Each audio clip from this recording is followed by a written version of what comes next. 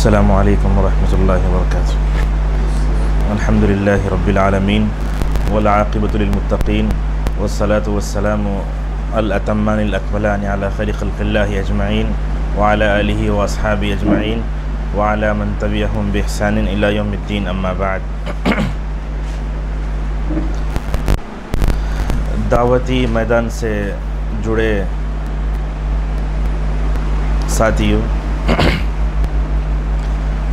आज की इस नशिस्त का मकसद ये है कि एक दाई जब दावत के मैदान में कदम रखता है तो उसको कई मुश्किलात का सामना होता है। मौजूदा वक्त में अल्लाह ताला ने दावत को आम करने के लिए या दीन इस्लाम की तबलीग के लिए जितने वसाइल इस दौर में पैदा किए हैं, शायद दुनिया ने इससे पहले कभी वो दौर देखे नहीं होंगे।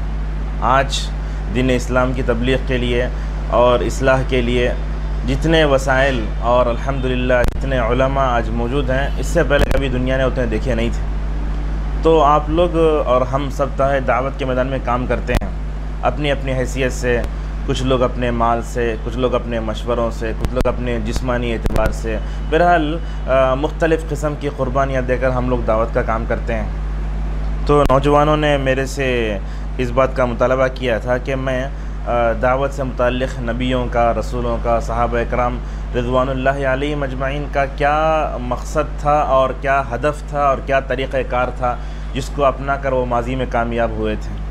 तो ये चंद टूटे फूटे ख़यालात हैं जिसको मैं आपके सामने रखने की कोशिश कर रहा हूँ। सबसे पहले दावत का काम करने वालों के लिए अपने अंदर 3 औसाफ़ पैदा करना चाहिए। अल्लामा इब्न तैमिया रहिमहुल्लाह कहते हैं कि आलिम, एक दाई जब होता है उसको अपने अंदर 3 औसाफ़ को पैदा करना ज़रूरी है। जब तक एक दाई अपने अंदर इन 3 औसाफ़ को पैदा नहीं करेगा वो दावती मैदान में कामयाब हो नहीं सकता। वो क्या क्या औसाफ़ हैं? कहते हैं सबसे पहले अल-हिल्म। हिल्म का मतलब ये है कि आप दावत का काम करने के लिए फ़ील्ड में उतर गए, मुखातब कौम है, उसकी तरफ से जो है आप पर एतराज़ की गोलियाँ बरस रही हैं, तरह तरह के एतराज़ात आ रहे हैं, कभी आपकी शख्सियत पर, कभी आपकी दावत पर, और जो है कभी आपके हदफ पर, पता नहीं क्या क्या तरीक़े से जो है लोग जो है हमले करते हैं दाई पर। अम्बिया अलैहिस्सलातु वस्सलाम को देखिए, हज़रत नूह अलैहिस्सलाम से लेकर मोहम्मद सल्लल्लाहु अलैहि वसल्लम तक जितने अम्बिया दुनिया में तशरीफ़ लाए, हर कौम ने जहाँ अपने नबी की दावत तौहीद को ठुकराया तो साथ में मजाक भी उड़ाया।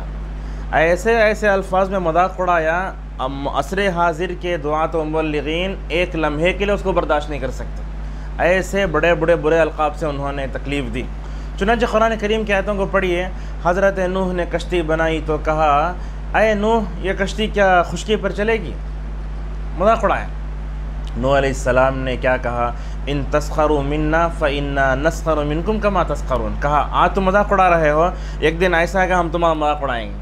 वो मजाक क्या था? अल्लाह ताला का तूफ़ान, अज़ाब आया, पूरी कौम को मिलामेट कर दिया गया। और इस तरीक़े से बहुत से कौमों ने मजाक उड़ाया। अब देखिए, हज़रत सालेह अलैहिस्सलाम की कौम को ऊँटनी चट्टान से निकाल दी गई, कहा कि तुम उसको बुरे इरादे से हाथ नहीं लगाना, लेकिन कौंचे काट के उन्होंने कत्ल कर दिया।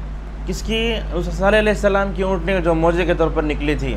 अल्लाह ताला ने कहा तुम 3 दिन तक अपने घरों में इंतज़ार करो, बाद में अज़ाब आ जाएगा। तो हर नबी को उनकी कौम ने जहाँ सताया, उन ईज़ाओं में एक नौयत ये भी थी कि हर कौम ने अपने नबी को तकलीफ़ दी। कुरान करीम में देखिए, अल्लाह ताला ने रसूल अकरम सल्लल्लाहु अलैहि वसल्लम से कुफ़ार ने जो किया उसका नक्शा खींचा। कभी कहा ये लोग दीवाने कहते थे, कभी कहते थे ये शायर हैं, कभी कहते थे ये जादू है। जो भी चीज़ समझ में नहीं आती कुफ़ार को कहते जादू है, और पता नहीं क्या क्या लोगों ने जो है उनका। लेकिन अल्लाह ताला ने अपने नबी सल्लल्लाहु अलैहि वसल्लम के बारे में कहा, मा अंत बिनिअमति रब्बिका बिका बिजनून। कहा आप अपने रब के बदले दीवाने नहीं हैं। कभी कहा वमा अंत बिनिअमति रब्बिका बिकाहिन वला मजनून, ना तो आप दीवाने हैं ना जादूगर हैं। मुख्तसर ये कि हर नबी को उनकी कौम ने सताया तो नबी ने क्या किया? बुर्दबारी को अपने अंदर पैदा किया। हिल्म किसको कहते हैं अरबी ज़बान में? हिल्म का मतलब ये होता है आपके अंदर मुखातब कौम से इंतकाम लेने की क़ुव्वत है, आप चाहे तो ले सकते हैं, लेकिन इंतकाम लेने की क़ुव्वत के बावजूद अपने मुखातब को माफ़ करना, उससे अच्छे अंदाज में पेश आना, इसी को कहते हैं हिल्म। और यही चीज़ तो थी हज़रत इस्माइल अलैहिस्सलाम की। इब्राहिम ने ख्वाब में देखा कि इस्माइल को ज़बह कर रहे हैं, हज़रत इस्माइल ने ये नहीं कहा कि अय अब्बा जान, बरसों बाद मैं पैदा हुआ हूँ, अल्लाह ने आपको ख्वाब में मुझे ज़बह करने का हुक्म दिया, ये कैसा बुरा ख्वाब आपने देखा, ऐसे नहीं कहा। बल्कि कहा या अबति फ़अल मा तुअमर, आपको अल्लाह ने जो हुक्म दिया है कर गुजरिए, इंशाअल्लाह मैं सब्र करने वालों में से हूँ। तो 99 साल की उम्र में अल्लाह ने इस्माइल जैसी औलाद अता की, लेकिन वो भी बुर्दुबार। तो आदमी को इंतकाम लेने की ताकत के बावजूद अपने मुखातब कौम से पूरे बुर्दुबारी का मुजाहरा करना चाहिए। रसूलुल्लाह सल्लल्लाहु अलैहि वसल्लम की पूरी सीरत बताती है कि आपने अपनी ज़ात के लिए कभी इंतकाम नहीं लिया। एक मिसाल बताइए जिसमें आप ये क्या बता सकते हैं कि नबी ने अपनी ज़ात के लिए इंतकाम लिया हो। खुसूसन नबी करीम सल्लल्लाहु अलैहि वसल्लम ने, आयशा रज़ियल्लाहु अन्हा कहती हैं, रसूल अकरम सल्लल्लाहु अलैहि वसल्लम अपनी ज़ात के लिए कभी इंतकाम नहीं लेते थे। ये दावत का कितना अहम मौजू है। अल्लाह के रसूल ने अपनी ज़िंदगी में अपनी ज़ात के लिए कभी इंतकाम नहीं लिया, बल्कि सिर्फ़ क्या किया, अल्लाह ताला के हराम करदा चीज़ों को हलाल कर लिया जाता था, रसूल सल्लल्लाहु अलैहि वसल्लम इंतकाम लेते थे। और सिर्फ़ अपनी ज़ात के लिए नहीं, सिर्फ अल्लाह ताला के लिए गुस्सा होते थे। तो आप लोग भी दावत का काम करते होंगे। इस वक्त में कभी तहरीकी झगड़े, कभी तंजीमी झगड़े, और पता नहीं जो है कैसे कैसे झगड़े हमारे दरमियान में आते हैं। कभी कभी दावत का काम करते हुए आप लोगों को इस बात का भी सामना करना पड़ेगा कि जिसको आप दावत देना चाहते हैं, जिसका आप इस्लाह करना चाहते हैं, हो सकता है आपको उससे दुश्मनी हो, लेकिन दावत के इस मौके पर आपको दुश्मनी सब भूल जाना चाहिए, बल्कि दोस्ती के माहौल में अच्छी तरीक़े से पूरी हिकमत, मसलहत और नबी करीम सल्लल्लाहु अलैहि वसल्लम और सहाबा इकराम के तरीक़े दावत को लेकर जो है आप जो है दुनिया और आखिरत में कामयाब हो सकते हैं। तो एक दाई को बुर्दुबार होना चाहिए। और एक बात याद रखिए, दावत का काम करते हुए दावत के मैदान में आपको बदतर से बदतर जाहिलों का सामना करना पड़ेगा। ऐसे ऐसे जाहिल आपके सामने आएंगे, लेकिन कभी आप जो है उनकी जहालत के सामने अपनी जहालत का मुजाहरा नहीं करेंगे। सईद इब्न आस रहिमहुल्लाह कहते हैं, सलफ़ सालिहीन में से कहते हैं, जब से मैं बालिग हुआ हूँ मैंने दुनिया में किसी को गाली नहीं दी। कितनी बुर्दुबारी थी इन लोगों के अंदर। सईद इब्न आस रहिमहुल्लाह कहते हैं, मा शातम तो रजुलन मुज़कुन तो रजुलन, जब से मैंने होश संभाला है मैंने किसी को गाली नहीं दी। मेरे सामने दो तरह के लोग थे, एक कमीने, दूसरे शरीफ। जब मेरा सामना शरीफों से होता तो मैं उनका एहतराम करता। तो एक दाई को दावत के मैदान में जब जो जाए, अगर आपकी कौम, मुखातब कौम शरीफ है, आपको भी पूरी शराफत का, मुरूवत का मुजाहरा करना चाहिए। पूरी शराफत से आपको काम करना होगा और उनकी शराफत का एतराफ़ करके जो है उनको मुकम्मल तौर पर उनका जायज़ मकाम देना होगा। ठीक है, अगर आपके सामने कमीने लोग आ गए, और कमीनापन तबीयतों में होता ही है, कभी इस्लाह के नाम पर आपको इस कमीनेपन का जो है मुजाहरा जो है सामना करना पड़ेगा, तो कभी गैर मुस्लिमों में जो है इस कमीनेपन को आप पाएंगे। तो कहते हैं, अम्मा लईमुन फ़अना औला अन अरफ़अ नफ़्सी अन, अगर कमीने से या कमीनेपन से या हल्की और मामूली अक़ल रखने वाले बेवकूफ़ या ऐसे इंसान से अगर आपका जो है सामना हो जाए, ऐसे वक्त में हम कमीने पर उतर नहीं आएंगे, कमीनापन उतर नहीं आएंगे, बल्कि अपने आप को उससे ऊंचा उठा लेंगे। तो शरीफ लोगों से अगर आपकी मुलाकात हो तो शराफत का लिए तकाज़ा ये है कि आप उनकी शराफत का एहतराम करते हुए उनकी इस्लाह की और उनकी दावत की पूरी कोशिश करें। अगर आपको निचले कौम, जिनकी ज़बान अच्छी नहीं है, जिनके ख़यालात सतही हैं, अगर ऐसे लोगों से आपका सामना है तो कभी जो है आप कमीनेपन पर उतर मत आइए। जैसे कहा जाता है कि ईंट का जवाब पत्थर से नहीं दिया जाता, बुराई का जवाब अच्छाई से दिया जाता है। जो है ख़ुद मौका है ताइफ़ का, उन लोगों ने, उन औबाशों ने नबी करीम सल्लल्लाहु अलैहि वसल्लम पर पत्थर फेंके, रजम किया। आप सल्लल्लाहु अलैहि वसल्लम के मुबारक जूतों में खून आ गया तो आपने बद्दुआ नहीं फरमाई, बल्कि आपने कहा परवरदिगार मेरी कौम को हिदायत दे। और आप सल्लल्लाहु अलैहि वसल्लम ने दुआ की थी, परवरदिगार ताइफ़ के कबीर रह ताइफ़ में जो कबीले रहते हैं, दौस का कबीला था, फला कबीला था, आपने उनकी हिदायत के लिए दुआ फरमाई। तो आप सल्लल्लाहु अलैहि वसल्लम ने दुआ फरमाई तो उसका नतीजा क्या हुआ, तुफ़ैल बिन अमर दोसे ताइफ़ से इस्लाम कबूल कर ली। हज़रत अबू रज़ियल्लाहु अन्हु ताइफ़ में रहा करते थे, नबी करीम सल्लल्लाहु अलैहि वसल्लम के पास आए और दौस का पूरा कबीला आपके पास आकर इस्लाम कबूल कर चुका था। तो मालूम यह हुआ कि अगर रसूल अकरम सल्लल्लाहु अलैहि वसल्लम के अंदर जो है शराफत व मुरूवत नहीं होती तो उसका नुकसान क्या होता। अगर आप सल्लल्लाहु अलैहि वसल्लम के अंदर शराफत व मुरूवत न होती तो आप सल्लल्लाहु अलैहि वसल्लम दावत के में कभी टिक नहीं पाते। तो ये बुर्दुबारी एक दाई के अंदर ज़रूरी है। दूसरी बात जो इब्न तैमिया जिनके बारे में कहते हैं, अर्रिफ़, नरमी। दावत के मैदान में एक दाई को पूरी तरह नरमी होना चाहिए। आप देखेंगे उलमा ने तशबीह देते हुए लिखा है, उलमा ने सलफ़ ने कई जगह कि जैसे एक चरवाहा अपनी बकरियों को जिस नरमी से चराता है, उसी तरीक़े से आप अपनी पूरी मुखातब कौम को लेकर चलेंगे। नरमी की जगह नरमी, सख्ती की जगह सख्ती। लेकिन नरमी की जब बात आई तो मैं आपके सामने कहना चाहूँगा, बात अक़ीदे की है तो इसमें जो है नरमी अपनाई नहीं जाएगी, क्योंकि अक़ीदे की जहाँ तक बात है, हर नबी ने अपने कौम के सामने अखलाक का मुज़ाहरा किया, लेकिन जब बात तौहीद उलूहियत की आई तो डट कर मुकाबला किया। और हर नबी की अपने कौम से जो झगड़े हुए हैं हज़रत नूह से लेकर मोहम्मद सल्लल्लाहु अलैहि वसल्लम तक, इसका सबब क्या था? तौहीद उलूहियत। वो कहते माबूद कही हैं, लेकिन हर नबी कहता मा लकुम मिन इलाहिन गैरु, अल्लाह के अलावा कोई माबूद बरहक नहीं है। तो चुनांचे जहाँ तक बात तौहीद की है तो इसमें में कॉम्प्रोमाइज़ नहीं होना चाहिए, मुसालह की कोई बात नहीं है। सूरतुल काफ़िरून के शान नुज़ूल को देखिए, उन्होंने आकर नबी करीम सल्लल्लाहु अलैहि वसल्लम से कहा था, ए मोहम्मद आप एक साल हमारे माबूद की इबादत कीजिए, हम एक साल आपके माबूद बरहक की इबादत करेंगे। अल्लाह ने क़तई तौर पर फ़ैसला सुनाते हुए कहा, कुल या अय्युहल काफ़िरून, ये कुफ्र और इस्लाम में कभी मुसालहत नहीं हो सकती। तो जिस मुल्क में हम हिंदुस्तान में हम रहते हैं, हमारे अतराफ़ में गैर मुस्लिम आबादी बहुत है, कभी ईसाइयों की शक्ल में, कभी गैर मुस्लिमों की शक्ल में।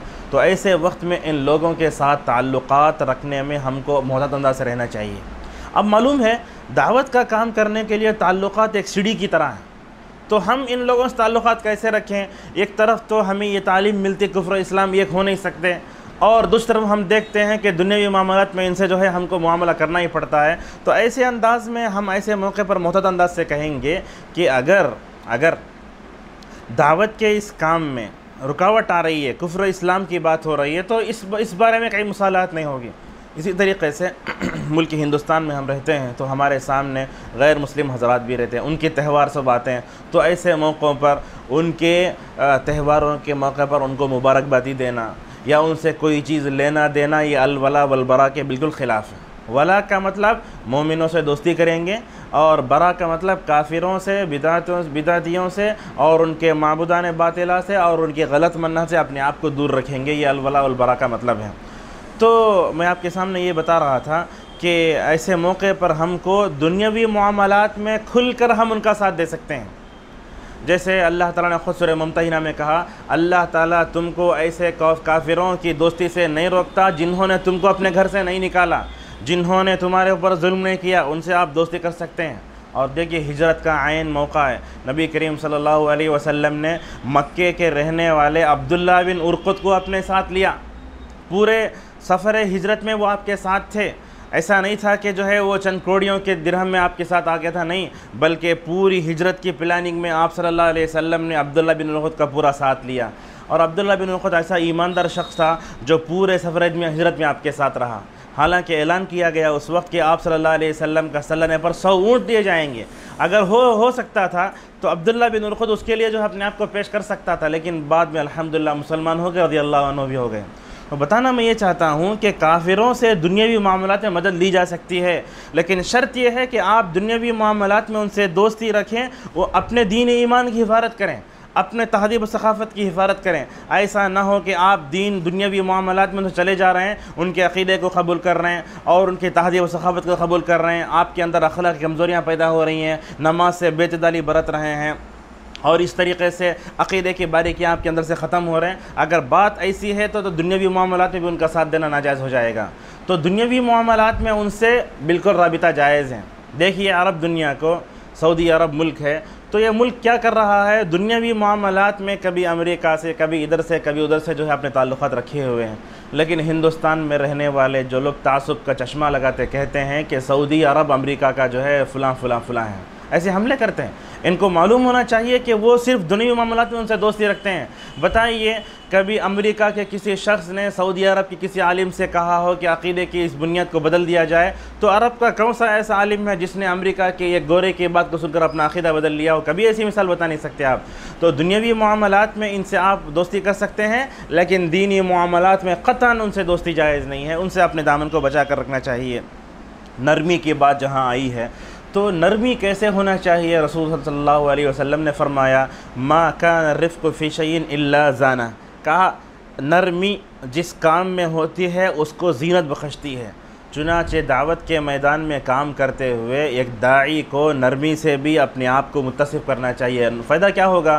फ़ायदा ये होगा कि आपकी दावत में असर पैदा होगा और आपकी दावत में ज़ीनत पैदा होगी और आपकी दावत के असरात बहुत दूर तक होंगे। देखिए, तारीख़ में जिसने अपने अंदर नरमी को पैदा किया वो कामयाब हो गए। आप हिंदुस्तान में बात करें गलत तहरीकात की और गलत जमातों की, इन लोगों के अंदर हमदर्दियाँ कितनी हैं, इन लोगों के अंदर नरमियाँ कितनी हैं। अगरचे ये लोग अक़ायद को छोड़कर इबादत को अपनाए हुए, अखलाक को अपनाए हुए, लेकिन उन लोगों को कामयाबी क्यों मिल रही? सिर्फ नरमी की वजह से। तो हमको भी चाहिए कि हमारे अक़वाल में भी नरमी हो, हमारे अफ़आल में भी नरमी हो और हमारे सलूक में, अखलाक में, ज़बान हाल से, ज़बान क़ाल से आप जो है नरमी का मुकम्मल तौर पर मुज़ाहरा करें। अल्लाह ताला अपने नबी सल्लल्लाहु अलैहि वसल्लम से कहता है, फ़बिमा रहमतिम मिनल्लाहि लिन्त लहुम, ऐ अल्लाह के नबी सल्लल्लाहु अलैहि वसल्लम, अल्लाह की रहमत से आप लोगों के लिए नरम हो गए। वलौ कुन्त फ़ज़्ज़न गलीज़ल क़ल्बि लन्फ़ज़्ज़ू मिन हौलिक, कहा अगर आप सख्त दिल होते, अगर आप सख्त होते, तमाम लोग आपके पास से कभी छट जाते। तो रसूल अकरम सल्लल्लाहु अलैहि वसल्लम ने नबूवत के बाद की जो ज़िंदगी गुजारी है, मक्के में 13 साल, मदीने में 10 साल। आप देखिए नबियों की उम्रों को, आदम से लेकर मोहम्मद सल्लल्लाहु अलैहि वसल्लम तक दुनिया में कितने अंबिया तशरीफ़ लाए। नूह अलैहिस्सलाम को अपने कौम में 950 साल तक रहने का मौका मिला और इससे पहले कई नबी आए, उनकी उम्रें अल्लाह बेहतर जानता है। लेकिन अब देखिए, नबियों में सबसे कम उम्र पाई रसूलुल्लाह सल्लल्लाहु अलैहि वसल्लम ने, लेकिन आपने सबसे ज़्यादा काम किया। नबियों में सबसे कम उम्र पाई रसूल अकरम सल्लल्लाहु अलैहि वसल्लम ने, लेकिन आपकी दावत का काम तमाम नबियों पर भारी है। वजह क्या है? आपने दावत के उसूलों को मद्देनज़र रखा, नरमी से काम लिया। कितने वक़्त में आपके सामने बताऊं? अनस रज़ियल्लाहु अन्हु का तो सही बुखारी में है, रसूल अकरम सल्लल्लाहु अलैहि वसल्लम के ज़माने में कदम पेशाब करने आता है, तो पेशाब कर देता तो साहबा मारने उठते हैं। आप कहते हैं नहीं, छोड़ो उसे, पेशाब करने दो। फिर आपने उसको बुलाकर कहा कि ये मस्जिदें अल्लाह ताला का ज़िक्र करने के लिए बनाई गई हैं। आपने उनसे ये नहीं कहा कि तुम पेशाब मत करो, और आपने ये भी नहीं कहा कि तुमने एक मरतबा पेशाब कर दिया 2 बार आना करो, बल्कि आपने ऐसे नरमी से उसको समझाया कि बद्दो इस्लाम कबूल कर चुका। तो आपकी नरमी ऐसी हो और आपके अंदर दावत का ऐसा सलफ़ी तरीक़ाकार होना चाहिए जिसको देखकर सामने वाला ख़ुद आपके पैगाम को समझ सके। नरमी आपके अक़वाल में कैसी होनी चाहिए? बात करते हुए आपको नरम जचे तुले अल्फाज बोलने चाहिए। आपकी ज़बान से कोई लफ्ज़ ऐसा ना निकले जो मुखातब के दिल में तकलीफ़ का बाइस बन जाए। कभी जैसे कहा जाता है, मोटे ज़बान में शाल में जूते, आपने ये मुहावरा सुना होगा। कभी दावत के मैदान में दावत का काम करते हुए हम भी कभी चोर रास्तों से इधर उधर हम हमले करने की कोशिश करते हैं, चोर रास्तों से। आप कहिए फ़लाँ फ़लाँ, लेकिन नाम लेकर जो है तहरीकों या तंजीमों को ये करना या उनके बानियों के बारे में गलत बातें कहना या चुबाने की बातें करना, ये सब चीज़ें जो है ये सलफ़ी दावत में नहीं आती। खुसूसन मेंबरों से या दरसों में, बड़ी बड़ी कॉन्फ्रेंसों में इन तमाम बातों का ख्याल करना चाहिए। क्यों? इसलिए कि अगर आपकी दावत में ऐसी चीज़ें आ जाती हैं तो आपकी दावत नाकाम हो जाएगी। तो नरमी हमारे अक़वाल में होना चाहिए, हमारे अफ़आल में होना चाहिए। एक दाई से कोई ऐसा काम ना हो कि अगर उसके अंदर सख्ती पैदा हो जाए तो सामने वाला मुतासिर हो जाए। अल्लाह ताला ने हज़रत मूसा और हारून अलैहिमुस्सलाम को फ़िरऔन के पास भेजा और कहा, फ़क़ूला लहू क़ौलन लय्यिनन, कहा तुम जाओ खुदाई का दावा करने वाले शख्स तुम नरम बात कहो। आज के जो कुफ़ार और मुश्रिकीन हैं फ़िरऔन से बेहतर हैं। फ़िरऔन ने तो खुदाई का दावा किया था। अल्लाह ताला मूसा व हारून से कहता है कि तुम उसके सामने जाकर नरम बात कहो ताकि वो नसीहत हासिल कर ले। तो नरमी बहुत अहम चीज़ है, इस बारे में बहुत सी हदीसें हैं। आप सल्लल्लाहु अलैहि वसल्लम ने कहा, नरमी और रहमत जिसके दिल से निकाल दिया जाए वो दुनिया का सबसे बड़ा बदबख्त इंसान। तो अगर नरमी हमारे अक़वाल व अफ़आल में नहीं होती है, एक दावत का काम करने वाला दाई अगर नरमी को नहीं अपनाता है, वो कभी मुखातब कौम के सामने ये नहीं होगा। तो दूसरी कौमें जो है, ख़ुद देखिए ईसाइयों को, ये लोग कितनी अपनायत से और कैसे नरमी से, खुसूसन हॉस्पिटल के इस निज़ाम से इन्होंने जो जाल बिछाया है सारे हिंदुस्तान में। ईसाई मिशनरियों की कामयाबी के दूसरे वजूहत हो सकते हैं, उसकी एक वजह यह है कि नरमी नरमी उनके अंदर मौजूद है। और अल्लाह ताला ने ईसा अलैहिस्सलाम पर ईमान लाने वाले यानी अल्लाह ताला के बंदे हैं ईसा, जिन लोगों ने ये कहा तो अल्लाह ने उनके दिलों में नरमी डाल दी थी। कुरान कहता है वजअलना फ़ी क़ुलूबिल्लज़ीना तबऊहु रअफ़तन व रहमा, हमने ईसा पर ईमान लाने वाले और अल्लाह ताला पर हकीकी तौर पर ईमान लाने वालों के दिल में हमने नरमी डाल दी है।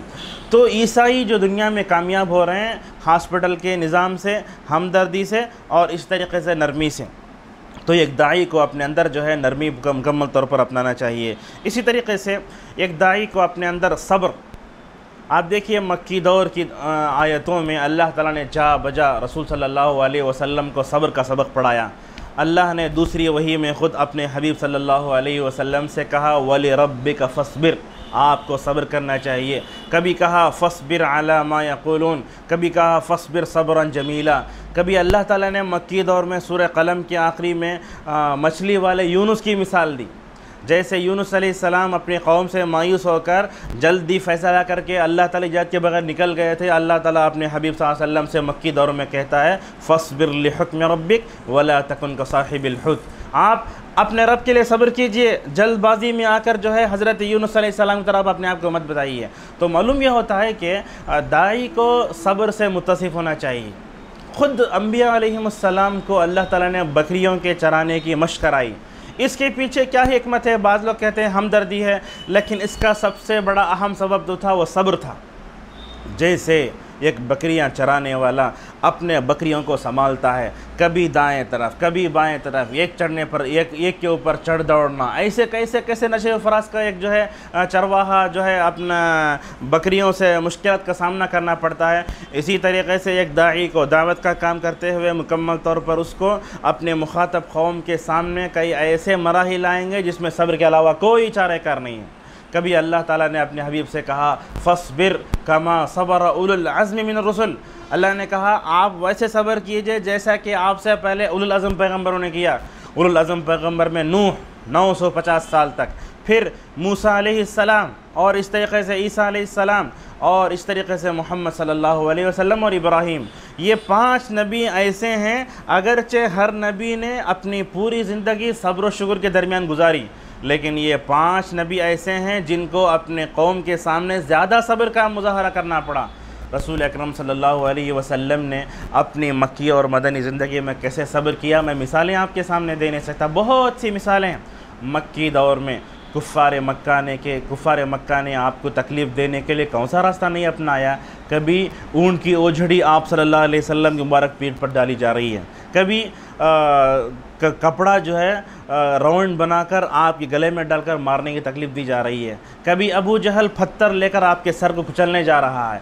बहरहाल ऐसी कोई जो है तरीक़ा नहीं था जिसको कुफ़ार मक्का ने नहीं अपनाया होगा, बल्कि आप सल्लल्लाहु अलैहि वसल्लम को मुख्तलिफ़ तरीक़ों से सताया गया। इसलिए आपने एक मरतबा हज़रत फ़ातिमा रज़ी अल्लाह अन्हा से कहा था, जबकि वो आप सल्लल्लाहु अलैहि वसल्लम की बड़ी तकलीफ़ को दूर कर रही थी, आपने कहा फ़ातिमा सब्र करो, तुम्हारे बाप पर ये जो बुरे दिन आए ये हमेशा रहने वाले नहीं हैं, बल्कि अल्लाह ताला नबी करीम सल्लल्लाहु अलैहि वसल्लम को बहुत ऊंचा दर्जा देगा। और ख़ुद आपने एक मरतबा फरमाया था अल्लाह ताला रहम करे मूसा पर। अल्लाह के रास्ते में बहुत सताए गए मूसा अलैहिस्सलाम, कैसे सताए गए, बनी इस्राइल के वाक़े को पढ़िए। अल्लाह के रसूल ने कहा कि अल्लाह ताला रहम करे मूसा पर, बहुत सताया बनी इस्राइल ने, लेकिन अल्लाह ताला के रास्ते में जितना मुझे सताएगा किसी और को सताया नहीं गया। तो तकलीफ़ें, मशक्क़तें, मुसीबतें कैसे नबी करीम सल्लल्लाहु अलैहि वसल्लम को आईं, आपने जितना सब्र किया इससे पहले और क़ियामत तक पैदा होने वाले किसी बंदे के अंदर इतना सब्र व तहम्मुल कभी नहीं आ सकता। सब्र बहुत अहम चीज़ होती है। मिसाल के तौर पर आप इस्लाह का काम करने के लिए गए हैं तो आपको सब्र व तहम्मुल से रहना पड़ेगा। अगर मुखातब कौम ने आपकी दावत को ठुकरा दिया, सब्र का मुज़ाहरा करना पड़ेगा। इसी तरीके से अगर आप मुखातब कौम में देखते हैं कि वो आपकी बात को नहीं सुन रहे हैं, यानी इस्लाह के लिए कुछ मराहिल ले रहे हैं, ऐसे वक्त में भी आपको जो है पूरा सब्र का मुज़ाहरा करना पड़ेगा। 950 साल तक सब्र करने वाले इस नूह अलैहिस्सलाम ने क्या क्या मशक्क़तें बर्दाश्त नहीं की। कहा अय परवरदिगार, मैंने इनको इनफरादी तौर पर बुलाया, इज्तिमाई तौर पर बुलाया, हर तरीक़े से मैंने उनको बुलाया। क्या करती थी कौम, यजअलून असाबिअहुम फ़ी आज़ानिहिम, अपने कानों को अपने हाथों में रख लेते, अपने हाथों को अपने कानों में रख लेते ताकि नूह की आवाज़ पढ़ने ना पाए। तो बहरहाल सब्र अम्बिया अलैहिमुस्सलाम की सुन्नत है। इमाम अहमद बिन हम्बल रहिमहुल्लाह फरमाते हैं, अल्लाह ताला ने पूरे कुरान में सब्र का ज़िक्र 90 मरतबा किया है। पूरे कुरान में सब्र का ज़िक्र 90 मरतबा है। चुनाचे ये सब्र एक मोमिन के बंदे में, एक मोमिन की ज़िंदगी के साथ साथ दाई के लिए बहुत ज़रूरी है। अल्लाह ताला ने इसलिए बकरियां करना हुक्म दिया हर नबी को। चुनाचे नबी करीम सल्लल्लाहु अलैहि वसल्लम ने भी मक्की ज़िंदगी में बेसत से पहले बकरियां चराईं। तो ये बुर्दुबारी, ये नरमी, ये सब्र हर दाई के अंदर होना चाहिए। अल्लामा इब्न तैमिया रहमतुल्लाह फरमाते हैं, जब तक एक दाई के अंदर ये 3 चीज़ें पैदा नहीं होंगी वो दावत के मैदान में कभी कामयाब हो नहीं सकता। दावत के मैदान में जब दाई काम करता है तो उसको चाहिए कि वो इस्लाह करने के जाए तो मराहिल के साथ वो काम करे, उसूल तदर्रुज, स्टेप बाई स्टेप जिसको कहा जाता है। जैसे आपने इस्लाह की आज कोशिश की तो आप जल्दी मत मचाइए, मुखातब कौम के बारे में जल्दबाजी से फ़ैसला मत कीजिए, उनको सोचने का मौका दीजिए। अल्लाह के रसूल सल्लल्लाहु अलैहि वसल्लम ने मदनी ज़िंदगी में नजरान से आने वाले ईसाई वक्त को तकरीबन 3 महीने मस्जिद नबवी में ठहराया। 1-2 महीने की बात है, 3 महीने तक वो मस्जिद में ठहरे रहे। और वो बहस क्या करने के लिए आए थे? ये बहस करने के लिए आए थे, वो कहते थे ईसा खुदा का बेटा है, और नबी करीम सल्लल्लाहु अलैहि वसल्लम कहते थे ईसा अल्लाह के बंदे और उसके रसूल हैं। 3 महीने तक वो आपके पास ठहरे रहे, इस्लाम को देखा, तहज़ीब सखावत का पूरा मुशाहदा किया, इबादत करते हुए सहाबा को और नबी करीम सल्लल्लाहु अलैहि वसल्लम को देखा। आखिरी में आप सल्लल्लाहु अलैहि वसल्लम मुबाहला करने के तैयार हो गए। आपने कहा तुम भी अपने सरदारों को बुला लो, मैं भी अपने पूरे घर वालों को बुला लेता हूँ। आखिर में नजरान का ईसा भाग गया। वो कहने लगे अगर मोहम्मद सल्लल्लाहु अलैहि वसल्लम पर हम अगर नबी करीम सल्लल्लाहु अलैहि वसल्लम हम पर बद्दुआ करते, हम में से कोई बच नहीं सकता। तो यह क्या मालूम हो रहा है? आपने सुमामा बिन उसाल को कितने दिनों तक मस्जिद नबवी सुतून से बांध कर रखा था, उनको सब्र सोचने का मौका दिया, ये भी सब्र है। तो उनकी तरफ से आने वाले एतराज़ात पर सब्र करना और जो है जल्दबाजी से काम नहीं लेना, ये असल में बात होती है। लेकिन मौजूदा वक्त में हम देखते हैं दावत का काम करने वाले ये चाहते हैं कि मिनटों में इस्लाह हो जाए। नहीं हो सकता, एक लम्हे के लिए भी हो नहीं सकता। और मालूम है बनने के लिए मुद्दत लगती है, बिगड़ना मिनटों में हो सकता है। तो चुनाचे किसी भी ख़राब मुआशरे को आप अच्छा बनाना चाहते हैं, आपको लोहे के चने चबाने पड़ेंगे, पापड़ बेलना होगा, तभी चलकर आप अच्छा काम कर सकते हैं। वरना तो आज बीज बोए कल खेती काटने की अगर आप उम्मीद रखेंगे तो ये जल्दबाजी कभी काम नहीं आएगी। और ख़ुद आप सल्लल्लाहु अलैहि वसल्लम ने हदीस में कहा जल्दबाजी शैतान का काम होता है, और पूरी संजीदगी से और पूरी नरमी से और पूरे मतलब होश व हवास से काम करना ये असल में अल्लाह ताला की तरफ से होता है। तो दावत के मैदान में सब्र का पूरा मुज़ाहरा करना चाहिए। इसके लिए हमको दुआएं करना और सलफ़ ज़िंदगी और मुताला सब करते रहना चाहिए, सब्र से पैदा हो सकता है। ये पहला उन्सुर था जो मैं आपके सामने बताना चाहता था। और दूसरी बात, दावत के मैदान में दावत का काम करते हुए हमको तरतीब का भी ख्याल करना चाहिए। पहले तौहीद, बाद में इबादत, बाद में फ़ज़ाइल, बाद में दूसरी चीज़ें। अगर आपने इस तरतीब का लिहाज नहीं रखा तो आपकी दावत कामयाब हो नहीं सकती। कल के दर्स में मैंने खुद आपके सामने बताया था कि जिन दुआत मुबल्लिगीन ने दावत के इस काम में तौहीद को नहीं अपनाया तो उनका दावती काम मुतासिर हो गया, वो लोग कामयाब हो नहीं सके। और तारीख़ में ख़ुद देखिए, हिंदुस्तान की मिसाल लें या बाहर उलमा की मिसाल, बाहर सऊदी अरब वगैरह की मिसाल लें, जिन जिन लोगों ने तौहीद को मुक़द्दम रखा कामयाब हो गए। उसका क्या सबब था? सबब यह है कि अल्लाह ताला ने तौहीद में ऐसी बरकत दी है जिसकी वजह से सारी भलाइयाँ बंदे में पैदा हो जाती हैं। अगर आपके काम में तौहीद नहीं तो समझिए आपका पूरा काम खैर से खाली। तौहीद आ गई तो वही खैर और बरकत का ज़रिया है। तो हर नबी ने क्या किया? अपनी कौम के सामने सबसे पहले तौहीद का पैगाम सुनाया। और मालूम है अल्लाह ताला ने सूरत अन-नहल के आखिरी में कहा उदउ इला सबील रब्बिका बिल हिकमा, आप अपने रब की तरफ बुलाइए हिकमत के साथ। हिकमत के साथ बुलाने का मतलब ये है कि नबियों, रसूलों, सहाबा इकराम और सलफ़ सालिहीन ने जैसे अपनी ज़िंदगी में अपनी दावत में तौहीद को सब पर मुक़द्दम रखा, यही हिकमत है। अगर आपने तौहीद को छोड़कर इबादत को मुक़द्दम रखा, सुलूक व अखलाक को रखा, दूसरे खिदमत खल्क़ को रखा तो कभी कामयाब हो नहीं आप। लेकिन हम इबादत से, अखलाक से, सुलूक से, खिदमत खल्क़ से हम दूर नहीं भागते, बल्कि हम कहते हैं कि वो भी दावत के काम करने का है। लेकिन तरतीब बहुत ज़रूरी होती है। जैसे किसी किताब की तैयारी में अगर तरतीब का ख्याल ना रखा जाए तो किताब मकबूल नहीं होती, इसी तरीके से दावत के काम में तौहीद को सब पर मुक़द्दम होना चाहिए। आप बताइए, क्या कुरान और हदीस की कोई मिसाल ला सकते हैं कि नबी ने सबसे पहले उनकी मुआशरती बीमारियों को दूर करने की कोशिश की हो? नहीं। दावत का काम सब ने कहा मा लकुम मिन इलाहिन गैरुह के। और ख़ुद आप देख सकते हैं, सूरह हूद की बात करते हैं, सूरह शुअरा की बात करें, हर नबी ने अपने कौम से कहा कि मैं अमानतदार हूँ, मैं तुमको तौहीद का पैगाम पहुँचाने आया हूँ। और मालूम है तौहीद की दावत का मतलब तौहीद रुबूबियत नहीं, तौहीद उलूहियत। ये भी कुछ लोग समझते नहीं इसको भी। तौहीद उलूहियत क्यों है? इसलिए कि तौहीद उलूहियत ही वो तौहीद है जिसके बारे में मुसलमान और काफिर में झगड़ा पैदा होता है। तौहीद रुबूबियत तो हर इंसान के अंदर फितरी तौर पर मौजूद है। किसी नबी ने अपनी कौम को जो है तौहीद रुबूबियत तरफ नहीं उभारा, बल्कि तौहीद उलूही की तरफ उभारा। आप मिसालें कैसे देंगे? हर नबी ने अपनी कौम से कहा मा लकुम मिन इलाहिन गैरुह, सूरह हूद को पढ़िए। बाद में हर नबी ने क्या क्या तरतीब देखिए, हर नबी ने जहाँ अपने कौम को तौहीद का सबक पढ़ाया, वहीं साथ में कहा, वहीं साथ में उनके अंदर जो मुआशरती बीमारियाँ पाई जाती उसकी इस्लाह की तरफ तवज्जो दी। चुनाचे कौम आद तकब्बुर करती थी, हज़रत हूद अलैहिस्सलाम ने समझाया। हज़रत शुएब अलैहिस्सलाम की कौम नाप तोल में कमी करती थी, तौहीद की दावत देने के बाद उनके मुआशरे में पैदा पाए जाने वाली डंडी मारने की जो है सिफत से उनको दूर फरमाया। और ख़ुद रसूल अकरम सल्लल्लाहु अलैहि वसल्लम जब मक्के में थे तो आपने मक्के में सफ़ा पहाड़ी पर खड़े होकर लोगों के मामलात को टच नहीं किया, बल्कि सबसे पहले आपने तौहीद का पैगाम पहुँचाया। सीरत इब्न हिशाम में है, रसूल अकरम सल्लल्लाहु अलैहि वसल्लम कहते हैं या अय्युहन्नास क़ूलू ला इलाहा इल्लल्लाह तुफ़्लिहू तमलिकुल अरब वल अजम। आप कहते हैं लोगों ला इलाहा इल्लल्लाह कहो, तुम कामयाब हो जाओगे। उसका फ़ायदा क्या होगा? अरब व अजम के तुम मालिक हो जाओगे। देखिए सहाबा इकराम ने अल्लाह के रसूल सल्लल्लाहु अलैहि वसल्लम के इस आवाज़ को सुना, तौहीद पर अमल किया। पूरे खुलफाए राशिदीन का दौर, बनु उमैया का दौर, बनु अब्बासिया का दौर, अगरचे बनु उमैया और बनु अब्बासिया के अदवार में कुछ बुराइयाँ आईं, लेकिन बादशाह तौहीद पर कायम थे, इस वजह से उन ज़मानों में खैर रहा। तो जब तक दाई तहवत तौहीद को नहीं अपनाएगा कामयाब हो नहीं सकता। इस तरीक़े से रसूल अकरम सल्लल्लाहु अलैहि वसल्लम ने बादशाहों को ख़ुतूत भी लिखे, तो आपने उसमें तौहीद को ही सबसे पहले ज़िक्र किया था। कुल या अहल किताब तआलू इला कलिमतिन सवाइन बैनना अल्ला नअबुद इल्लल्लाह वला नुश्रिक बिही शयअन। और आपने कहा अस्लिम तस्लम, इस्लाम लाला तुम महफूज हो जाओगे। तो अगर अल्लाह के रसूल सल्लल्लाहु अलैहि वसल्लम चाहते तो उनकी बादशाहत को ललकार सकते थे और आप सल्लल्लाहु अलैहि वसल्लम चाहे दूसरा मौजू लिख सकते थे, लेकिन आपने ख़ुतूत में भी दावत तौहीद पर काम किया। और अल्लाह के रसूल सल्लल्लाहु अलैहि वसल्लम ने मुआज़ इब्न जबल रज़ियल्लाहु अन्हु यमन भेजा, तो आपने उसमें भी क्या कहा? आपने कहा अय मुआज़, जहाँ तुम जा रहे हो यमन में वहाँ अहले किताब रहते हैं, सबसे पहले उनको तौहीद की दावत दो। कहा इला अन युवहिदुल्लाह ताला, सबसे पहले तौहीद, बाद में नमाज भी, बाद में ज़कात।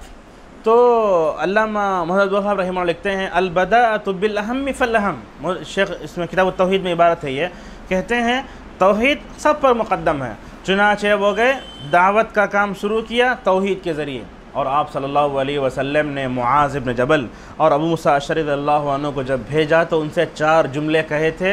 ये 4 जुमले हर दाई को अपने दामन से बांध कर रखना चाहिए। आपने कहा था बश्शरा वला तुनफ़िरा, कहा लोगों को खुशखबरी दो, नफ़रत की चीज़ें मत फैलाओ। तो मालूम यह होता है कि आप लोगों को जन्नत की खुशखबरी सुनाएं।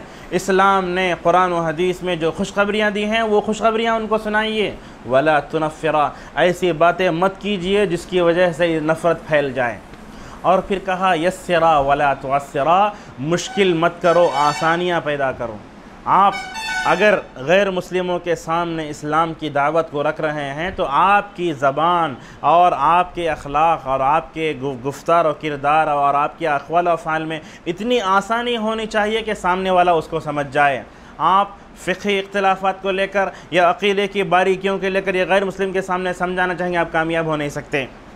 देखिए हज़रत मुआविया बिन हकम अस्सुलमी रज़ियल्लाहु अन्हु नबी करीम सल्लल्लाहु अलैहि वसल्लम के ज़माने में पाए जाने वाले एक अदना से सहाबी हैं।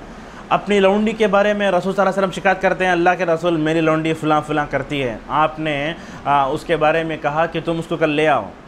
मुआविया बिन हकम अस्सुलमी रज़ियल्लाहु अन्हु अपनी उस लौंडी को लेकर रसूलुल्लाह के पास पहुँचे जिसके बारे में मुआविया ने रसूलुल्लाह के पास शिकायत की थी। आपने उसको बुलाया। देखिए अहद रिसालत की एक लौंडी का अक़ीदा कैसे है। आपने उसको बुलाकर पूछा ऐन अल्लाह, अल्लाह कहाँ है। अशारत इलस्समा, उसने अपने हाथ से आसमान तरफ इशारा फरमाया। ये नबी करीम सल्लल्लाहु अलैहि वसल्लम के दौर में पाए जाने वाली एक लौंडी का अदना सा ईमान, मालूम था कि अल्लाह ताला आसमान पर है। आप सल्लल्लाहु अलैहि वसल्लम ने मुआविया को बुलाकर कहा इअतिक़हा फ़इन्नहा मुमिना, आपने कहा तुम उस अपनी लौंडी को गलत कर दो इसलिए कि वो अपने रब पर ईमान रखती है। तो मालूम ये होता है कि रसूल अकरम सल्लल्लाहु अलैहि वसल्लम भी क्या करते थे, तौहीद का ईमान, तौहीद पर जो है मुकम्मल तौर पर यह कहते थे। वब्द अब्दुल कैस आया तो आपने उनको 4 बातों की वसीयत की, आपने सबसे पहले उसमें तौहीद को ही मुकद्दम फरमाया था। तो तौहीद जब हमारे अंदर आ जाएगी आसानियाँ पैदा होंगी। अगर आपने अखलाक को रखा, फ़ज़ाइल को रखा, शमाइल को लाए, दूसरे मसाइल को लाकर आपने तौहीद को मुकम्मल तौर पर ख़त्म कर दिया तो नुकसान क्या होगा, आपकी दावत मुश्किल हो जाएगी। एक दाई अपने दावत का आगाज़ तौहीद जब करता है तो उसके लिए काम आसान क्यों होता है, एक तो तौहीद की बरकत है और दूसरा तौहीद असल में एक नेचुरल चीज़ है। तौहीद की आप जब बात करेंगे तो गोया अपना सामने वाले की फ़ितरत को ललकार रहे हैं। तो अगर आपने सबसे पहले उसकी फ़ितरत पर काबू पा लिया तो उसके आपके लिए आने वाला मराहिल बहुत आसान। लेकिन आपने फ़ज़ाइल को टच किया, अखलाक को टच किया, खिदमत खल्क़ को आपने तौहीद पर मुक़द्दम कर दिया तो आपकी दावत मुश्किल हो जाएगी। तो दावत तौहीद की ये बहुत बड़ी अहम चीज़ है। अल्लाह ताला फरमाता है वलक़द बअसना फ़ी कुल्लि उम्मतिन रसूलन अन अब्दुल्लाह वज्तनिबुत ताग़ूत। क्या करना चाहिए, हमने हर उम्मत में रसूल भेजे। उन्होंने क्या किया, एक नबी की दावत दी और ताग़ूत से अपने आप को बचाने का उन्होंने हुक्म दिया। और ख़ुद आप देखते हैं मोहम्मद अब्दुल वहाब रहिमहुल्लाह ने दावत तौहीद का जो काम अरब से किया, जहाँ उनके दावत के उसूल हमको मिलते हैं, सबसे पहले ये है जिस तौहीद की तरफ तमाम नबियों ने दावत दी हम भी उसी की तरफ दावत देते हैं। और उनके दावत के उसूलों में ये भी लिखा गया है कि दावत के उसूल तौहीद की दावत के साथ साथ हम अम्र बिल मारूफ भी करते हैं, नही अनिल मुनकर भी करते हैं। तो ये उनकी दावत के उसूल थे। और इसी तरीक़े से मैं आपके दर्स में 2 बातें और बताना चाहता हूँ। कुरान करीम में अल्लाह ताला ने नबियों के क़स्से बयान किए हैं। मुख्तलिफ़ आदम का क़स्सा कुरान में 7 जगह आया है। हज़रत नूह अलैहिस्सलाम का नाम कुरान में 64 जगह आया है। अल्लाह ने 64 जगह उनका ज़िक्र फरमाया है। और कुरान में सबसे ज़्यादा हज़रत मूसा अलैहिस्सलाम की कौम का ज़िक्र हुआ है कुरान करीम में। क्यों, इसकी वजूहात अब्दुर्रहमान बिन नासिर अस्सादी रहमतुल्लाह ने कई वजूहात लिखी हैं। एक वजह तो ये है कि इस कौम उम्मत मुहम्मदिया से पहले इस दुनिया में सबसे अफजल उम्मत बनी इसराइल की थी। अल्लाह ने उनको क़ियादत दी, सियादत दी, सब्र और यकीन की वजह से अल्लाह ने उनको दुनिया का बादशाह बनाया था। लेकिन उन्होंने अपनी ज़िम्मेदारी को समझा नहीं, मस्ती की, नबियों को सताया, कत्ल किया। तो अल्लाह ने वो जो ताज था क़ियादत और सियादत का उनसे छीन कर अल्लाह ने उम्मत मुहम्मदिया को दे दिया। और इस तरीक़े से दोनों कौमों में यानी उम्मत मुहम्मदिया में बनी इसराइल में मुशाबत इस तरह से भी है कि दोनों कौमों की तादाद बहुत बड़ी है। जैसे बनी इसराइल अपने वक्त में तादाद के एतबार से सबसे ज़्यादा कौम, रसूल अकरम सल्लल्लाहु अलैहि वसल्लम की उम्मत उससे ज़्यादा है। एक मरतबा एक रिवायत ज़िक्र की है, अल्लाह के रसूल सल्लल्लाहु अलैहि वसल्लम ने ख्वाब में देखा, रिवायत सही है कि आपके सामने एक बड़ा जम्मे गफ़ीर है। अल्लाह के रसूल जिब्राइल से पूछते हैं कौन है, ए जिब्राइल ये क्या मेरी उम्मत है? कहा गया कि ये आपकी उम्मत है, मूसा की उम्मत। देखिए अल्लाह के रसूल दिखाया जा रहा है। बाद में नबी करीम सल्लल्लाहु अलैहि वसल्लम को दिखाया गया, ये कौन कहा, ये कौन है? तो जिब्राइल ने कहा ये तुम्हारी उम्मत है। तो मालूम यह हुआ कि तादाद के एतबार से दोनों कौमें बहुत ऊँची थीं और दोनों के हालात में भी जो है बड़ा एक तरह की मुवाफ़क़त है। ख़ुद मेराज की हदीस में उस दलील मिलती है। रसूल अकरम सल्लल्लाहु अलैहि वसल्लम 50 नमाज़ों का तोहफ़ा लेकर वापस आए तो रास्ते में मूसा अलैहिस्सलाम ने मिलकर कहा था, आए मोहम्मद सल्लल्लाहु अलैहि वसल्लम, मैंने अपने बनी इसराइल को आज़माया था, उन्होंने अल्लाह ताला के आयत करदा फ़राइज़ को अंजाम नहीं दिया। मुझे तजर्बा है कि तुम्हारी उम्मत ये 50 नमाज़ों को पढ़ नहीं सकेगी। 9 मरतबा रसूल अकरम सल्लल्लाहु अलैहि वसल्लम उम्मत की खातिर घूमे, 45 नमाज़ें माफ़ कर दी गईं, 5 नमाज़ें बाक़ी थी। तब भी मूसा कहते हैं, अय मोहम्मद सल्लल्लाहु अलैहि वसल्लम, मुझे अच्छी तरह तजुर्बा है कि तुम्हारी कौम इसको पढ़ नहीं सकेगी, इसलिए कि तजुर्बा मुझे बहुत ज़्यादा है। तो अल्लाह ने मूसा का ज़िक्र कुरान में सबसे ज़्यादा फरमाया रसूल अकरम सल्लल्लाहु अलैहि वसल्लम के ज़िक्र के बाद। उसके बाद इब्राहीम का क़दर ज़िक्र फरमाया। तो अल्लाह ताला इन क़िस्सों के ज़रिए हमको क्या बताना चाहता है, मैंने 10 बातें यहाँ लिखी हैं। सबसे पहली बात तो ये है, अल्लाह ताला नबियों की और रसूलों के क़िस्सों को बयान करके बताता ये है कि जैसे हर नबी ने अपनी दावत में कामयाबी हासिल की तौहीद की दावत की वजह से, बार बार बात वहीं आती है, तौहीद के खैरात व बरक़ात इतने थे, उनके समरात ऐसे थे, हर नबी को अपनी कौम में दावत तौहीद की से कामयाबी मिली है। ये सबसे पहली बात। दूसरी बात में ये है कि अल्लाह ताला इन नबियों और रसूलों के क़िस्से को बयान करके अल्लाह ताला एक दाई को बताना चाहता है, खुसूसन नबी करीम सल्लल्लाहु अलैहि वसल्लम को, कि आप भी तमाम नबियों की तरह दावत में तौहीद को मुक़द्दम रखें और दूसरे नंबर पर उनके अंदर जो मुआशरती बीमारियाँ उसको दूर कीजिए। चुनांचे हमारी ज़िम्मेदारी ये है कि हमारी दावत तौहीद तक महदूद ना हो, बल्कि साथ में उनके अंदर जो मुआशरती बीमारियां उसको भी दूर करना चाहिए। मिसाल के तौर पर हमारे मुआशरे में नौजवान लड़के लड़कियों कई मसाइल, उसमें से एक मसला ये भी है, शादी की उम्र को पहुंचते ही गैर मुस्लिम लड़कियों के साथ हमारे लड़के भाग जाते हैं, और कभी ऐसे भी होता है कि मुसलमान लड़कियां गैर मुस्लिम लड़कों के साथ भाग जाते हैं। ये बीमारी हमारे माशरे में बहुत है।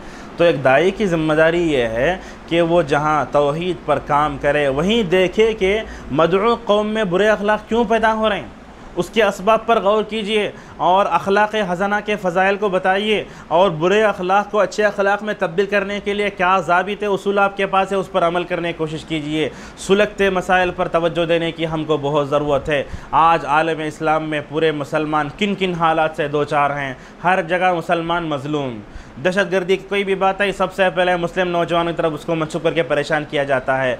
तो जो मुआशरती बीमारियां हमारे अंदर हैं, तौहीद पर तवज्जो देने के बाद उस पर तवज्जो देने की ज़रूरत है। तीसरी बात मैं बताना ये चाहता हूँ, नबियों और रसूलों के क़िस्से को बयान करके कुरान हमको ये भी बताना चाहता है, जहाँ नबियों और रसूलों ने मारूफ़ का हुक्म दिया वहीं मुनकरात से भी रोका। आज दावत का काम करने वाले सिर्फ मारूफ़ पर भी तवज्जो देते हैं, यानी भलाई का हुक्म देना, मुनकरात से रोकते नहीं हैं। देखिए हमारे पास उम्मत में कैसा तबक़ा भी है जो हमेशा मारूफ़ पर ही तवज्जो देता है, मुनकरात से रोक देता है। बाज़ार में गए, लोगों को नमाज की तरफ बुलाया, अपना काम हो गया। क्या ये लोग कब्रों के पास जाते हैं? क्या ये लोग कभी जो है दरगाहों के पास चलने वाले उरूस में जाकर कभी ये लोग नहीं मुनकर करते हैं? नहीं। तो मारूफ़ और मुनकर का बैलेंस उम्मत में ख़त्म हो गया है। मारूफ़ का जहाँ नबियों ने हुक्म दिया, ख़ुद नबी करीम सल्लल्लाहु अलैहि वसल्लम ने, वही मुनकरात से भी उन्होंने रोका। तो ये मारूफ़ का हुक्म देना, मुनकरात से रोकना, जब तक उम्मत इसमें बैलेंस नहीं करेगी हम दावत मैदान में कभी कामयाब हो नहीं सकते। उम्मत के तबका ये कहता है मारूफ़ का हुक्म देते जाइए, मुनकरात ख़ुद ब खुद ख़त्म हो जाएंगी, लेकिन ये उसूल गलत है। मुनकरात पैदा होते रहेंगे, मुनकरात की तरफ भी तवज्जो आपकी होनी चाहिए। देखिए बनी इसराइल की हलाकत के कई असबाब हैं, उनके असबाब में से एक सबब अब्दुल्लाह मसूद रज़ियल्लाहु अन्हु की हदीस में हमें ये मिलता है कि उन्होंने मुनकरात को देखकर उन्होंने उसको मामूली समझ लिया था। मारूफ़ का हुक्म देते जाइए, मुनकरात बुराइयाँ और जो मुआशरे में जन्म ले रही हैं, अगर आपने उसकी तरफ तवज्जो नहीं दी तो नुकसान क्या होगा? मारूफ़ का में आप कामयाब हो नहीं सकते। तो अल्लाह ताला फरमाता है वल तकुम मिनकुम उम्मतुन यदऊना इलल खैर यअमुरूना बिल मारूफ़ व यनहौना अनिल मुनकर। तुम्हारे अंदर एक ऐसी जमात होनी चाहिए जो मारूफ़ का भी हुक्म दे, मुनकरात से भी रोके। ख़ुद रसूलुल्लाह सल्लल्लाहु अलैहि वसल्लम की 23 साला सीरत ज़िंदगी बताती है कि आपने जहाँ मारूफ़ का हुक्म दिया वहीं मुनकरात से भी आपने रोका। मारूफ़ का मतलब कि कोई तहज़ीब का मामला नहीं, कोई मामला नहीं, बल्कि अक़ीदे से लेकर इंसानी ज़िंदगी में पाए जाने वाली तमाम अच्छी चीज़ें मारूफ़ में दाखिल हैं। इस तरीक़े से तमाम बुराइयाँ, चाहे उसका ताल्लुक़ तहज़ीब व सक़ाफ़त से हो, चाहे उसका ताल्लुक़ अक़ीदे से हो, चाहे उसका ताल्लुक़ फ़ज़ाइल से हो, चाहे उसका ताल्लुक़ इबादत से हो, हर गलत चीज़ जिसका इनकार शरीयत करती है और अक़ल करती है वो तमाम इसमें दाखिल हैं। तो मारूफ़ का हुक्म दीजिए, मुनकरात से रोकिए। मैं मिसालों से वाज़ेह करना चाहूँगा। बनी इसराइल में एक मुनकर ये हो गया था कि वो लोग क्या करते थे, अगर कोई ज़िना करने वाला होता तो अगर अमीर होता तो उसको गधे पर बिठाते थे, अगर कोई फ़कीर होता तो उसको रजम करते थे। ये देखिए मुनकर कैसे पैदा हो रहा है। और इसी तरीके से बनी इसराइल में सबसे बड़ा फितना औरतों में पैदा हुआ। मुनकरात को देखते खामोश हो जाते। अल्लाह के रसूल सल्लल्लाहु अलैहि वसल्लम ने मारूफ़ को देखा और मुनकरात को भी देखा, तो आप सल्लल्लाहु अलैहि वसल्लम ने दोनों तरफ जो है उस पर तवज्जो दी। देखिए कुछ मिसालें मैं आपके सामने देना चाहूँगा। मारूफ़ का हुक्म आपने दिया, मुनकरात से भी रोका। चुनाचे रसूल अकरम सल्लल्लाहु अलैहि वसल्लम जब मस्जिद में नापसंदीदा बातों को देखते तो आप रोकते। आपने पेशाब करने वाले को रोका। मुनकरात का ताल्लुक़ सिर्फ मस्जिद से नहीं, कभी मुनकरात ये बाज़ार में जाते हैं। आप सल्लल्लाहु अलैहि वसल्लम बाज़ार गए, एक गले के अनाज के बैग में आपने हाथ डाला तो आपको अंदर से थोड़ा गीला सा लगा, आपने कहा मन गश्शना फलैसा मिन्ना, जो आदमी धोखा दे वो हम में से नहीं है। तो मुनकरात बाज़ार में पैदा होते हैं, घर में पैदा होते हैं, मस्जिद में पैदा होते हैं, इनफरादी तौर पर, इज्तिमाई तौर पर। तो मारूफ़ का जहाँ आप हुक्म दें, मुनकरात से भी रोकें। जब तक उम्मत इस बैलेंस को ये सेट नहीं करती, वो दुनिया में और आखिरत में कामयाब हो नहीं सकती। लेकिन एक बात इसमें अहम भी है कि मुनकरात का जो बाब है, बुराइयों से रोकने की जो चीज़ है, उसमें आप सख्ती नहीं अपना सकते। मुनकरात से अगर रोकना चाहते हैं, सख्ती नहीं अपना सकते। नुकसान क्या होता है, अगर आप मुनकरात को रोकने गए, मिसाल के तौर पर आपने देखा मुसलमान औरतें बुर्का पहनकर एक थिएटर के लाइन में टिकट लेने के लिए खड़े हैं। अगर आप वहाँ जाकर उनको मारे या किसी अंदाज से आपने किया तो गलत है। आप कैसे अंदाज से उनको समझा सकते हैं? पर्दा करना इनके लिए ज़रूरी है, औरतों के लिए। लेकिन अगर ख़ुद ये पर्दे से बाहर होकर, पर्दा पहनकर बेहयाई देखने के लिए अंदर जा रहे हैं, तो गोया पूरे इस्लाम को लोग बदनाम कर रहे हैं। औरतों में इस्लाह कैसी होनी चाहिए, सहाबियात ने कैसे जो है उस पर अमल किया, तारीख़ में बहुत सी मिसालें। तो मुनकरात से रोकते हुए सख्ती नहीं अपनाएंगे। सख्ती अपनाने से नुकसान होता है। कैसे नुकसान होता है? खवारिज ने, मुतज़िला ने, शिया ने मुनकरात के बाब में सख्ती अपनाई। चुनाचे इन्होंने कहा गुनाह कबीरा करने वाला इस्लाम से खारिज है। ये लोग कहते हैं कबीरा गुनाह करने वाला इस्लाम से खारिज है, मुतज़िला, शिया और खवारिज के पास। लेकिन हमारे पास कबीरा गुनाह करने वाला इस्लाम से खारिज नहीं होता। तो मुनकरात के बाब में अगर आप सख्ती अपनाएंगे तो शिया और खवारिज के मनहज पर चले जाएंगे। इस बाब में बहुत अहम है। और इस तरीके से नबियों और रसूलों की जो बात है, उस बात को पढ़ने से एक फ़ायदा ये भी मालूम होता है कि हर नबी ने अपने कौम के साथ बड़ी अपनाइत से पेश आया। जैसे हर नबी अपने कौम से कहता था या नबी, या कौमी, अय मेरी कौम के लोगों। तो ये मुखातब के अल्फाज में जब अपनाइत होगी तो आप क्या कर सकते हैं? मुखातब का दिल अच्छी तरह जीत सकते हैं। तो हर नबी अगरचे नसब के एतबार से अपने कौम में से था, लेकिन ईमानी एतबार से दोनों में रिश्ता नहीं था। लेकिन हर कौम ने, हर नबी ने अपने कौम से कहा या कौमी, कहा अय मेरी कौम के लोगों। और ख़ुद नबी करीम सल्लल्लाहु अलैहि वसल्लम ने ताइफ के मौके पर दुआ दी, कहा परवरदिगार तू मेरी कौम को हिदायत दे। अगरचे अल्लाह के रसूल और अहले ताइफ के दरमियान ईमानी रिश्ता नहीं था, बस इंसानियत का रिश्ता था, लेकिन आपने भी कहा था अय परवरदिगार तू मेरी कौम को हिदायत दे। जब तक एक दाई के अल्फाज में अपनाइयत, मोहब्बत और ये नहीं आती, आप जो है दावत के मैदान में कभी कामयाब हो नहीं सकते। अगर आपने उनको गैर समझा, आपने उनको जारिहाना अंदाज से दावत का काम करना चाहा, इस्लाह का काम करना अगर आप चाहेंगे तो आप कामयाब हो नहीं सकते।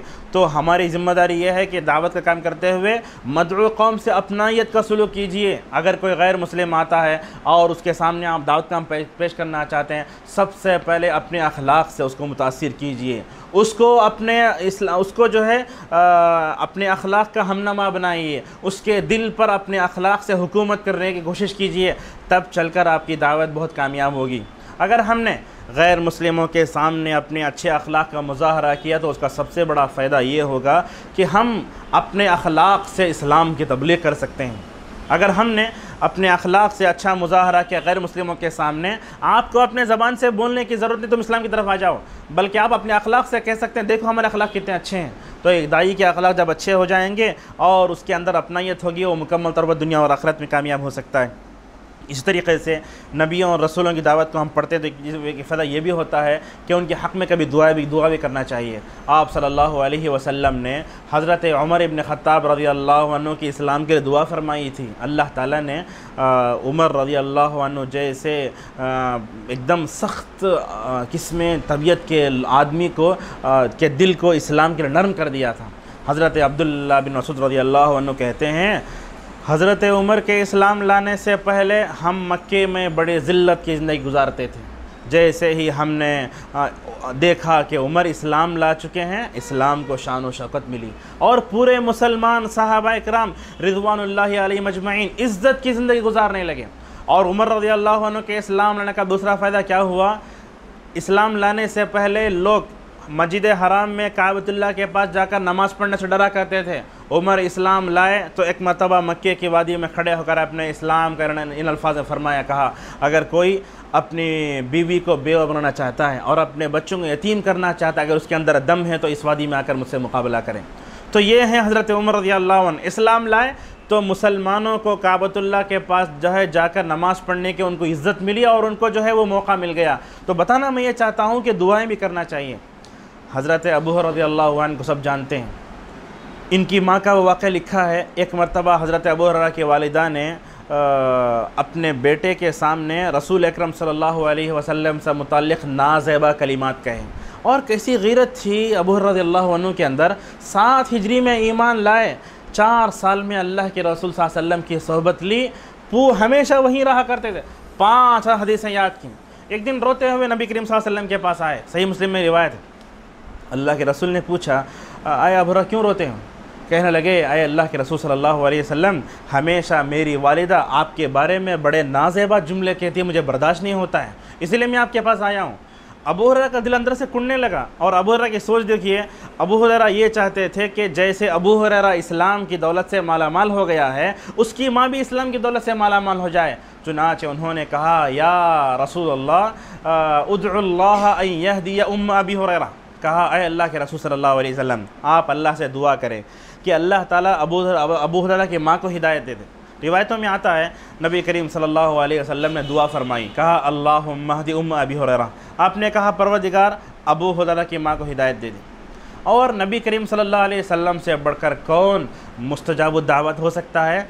अबू हुरैरा कहते हैं, मैं दुआ सुनकर वापस हुआ तो देखता हूँ कि मेरी माँ अशहदु अन ला इलाहा इल्लल्लाह कहकर अपने इस्लाम का ऐलान कर रही हैं। और इतना ही नहीं, तो क्या मालूम होता है हम में से कितने ऐसे हैं जिनके रिश्तेदार काफिर हैं, और हम जिस माहौल में रहते हैं कितने ऐसे कुफ़ार हैं जिनसे हम दुनियावी ताल्लुक़ात रखते हैं। तो हम अल्लाह ताला से इन लोगों के दिलों में तब्दीली के लिए और उनके इस्लाम लाने की दुआ करें। मालूम है फ़िक़ही एतबार से, शरई एतबार से किसी काफिर की मरने के बाद मग़फ़िरत की दुआ नहीं कर सकते, लेकिन उनकी हिदायत के लिए दुआ कर सकते हैं। मैं आपको एक बहुत ऊँची बात बताता हूँ। हज़रत मोहम्मद सल्लल्लाहु अलैहि वसल्लम ने ताइफ़ में रहने वाले कबीले दौस के लिए दुआ फरमाई। आपने कहा अल्लाहुम्मा हदी दौसन वअति बिहिम, आपने कहा परवरदिगार तो दौस कबीले वालों को हिदायत दे और मेरे पास लेकर आ। चुनाचे बहुत लोग इस्लाम लाए, लेकिन आप देखेंगे वहीं के रहने वाले मोहम्मद बिन कासिम यही कबीले दौस के ताइफ़ में रहने वाले, ये हिंदुस्तान में सबसे पहले मुस्लिम कमांडर बनकर आए। तो रसूल अकरम सल्लल्लाहु अलैहि वसल्लम की दुआ कहाँ तक असर कर रही है? ताइफ़ के रहने वाले के हक़ में आपने दुआ फरमाई तो वहीं से आए मोहम्मद बिन कासिम, हिंदुस्तान आए। तो अल्लाह के रसूल सल्लल्लाहु अलैहि वसल्लम की दुआओं के बरक़ात और उसके असरात का नतीजा हुआ कि इस्लाम मोहम्मद बिन कासिम के ज़रिए हिंदुस्तान पहुँचा। दुआओं के कितने दूर असरात होते हैं। तो मैं ये कहना चाहता हूँ कि हम भी अपने काफिरों के लिए हिदायत की दुआ करें। कितने मरतबा ऐसे होता है। और ख़ुद अल्लाह के रसूल सल्लल्लाहु अलैहि वसल्लम ने तमाम सरदारों, बड़े बड़े बादशाहों के नाम ख़त लिखे थे, तो हर बादशाह ने आपकी दावत को ठुकराया सिवाय नजाशी की। उसने सिर्फ इस्लाम कबूल किया। बाज़ ने आपके कासिद को कत्ल किया, बाज़ ने आप सल्लल्लाहु अलैहि वसल्लम के ख़त को फाड़ कर फेंक दिया। आपने बद्दुआ फरमाई, जैसे उसने मेरे ख़त को पढ़ा परवरदिगार उसकी सल्तनत को तो फाड़ कर रख दे।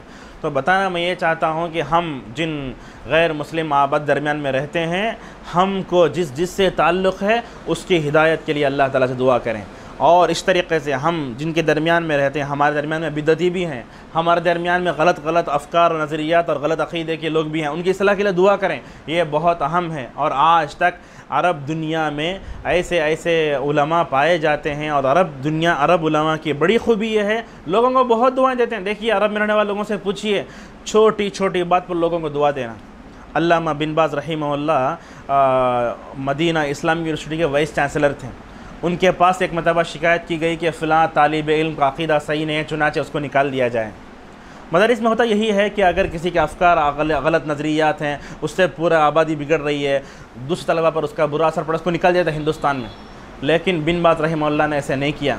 उसके बाद हुआ ऐसे, वो तालिब इल्म के फ़राग़ का वक्त क़रीब आया तो जामिया इस्लामी जो इस्लामिक यूनिवर्सिटी है उसके तमाम ज़िम्मेदारों ने यह फ़ैसला किया कि उसको सनद न दी जाए, उसको सर्टिफिकेट न दी जाए।